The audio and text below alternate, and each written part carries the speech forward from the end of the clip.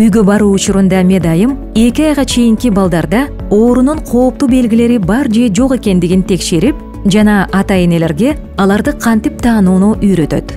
Бала эмчекти начар эмет же эмчек эмүүдөн баш тартат.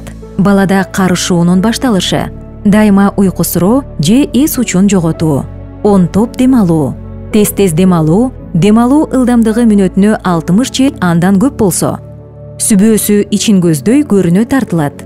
Дене табы 38 градус жана андан жогору болсо же тескерисинче 35 жана 5 жана андан төмөн болсо, бала кыймылдабаса же стимулдаштыруу болгондо гана кыймылдаса, алакан менен таманы саргайса, эриндери жана тили көгөрсө, бул кычкылтектин жетишсиздигин билдирет. Киндиктин айланасындагы териси кызарса же киндиктен ириң акса.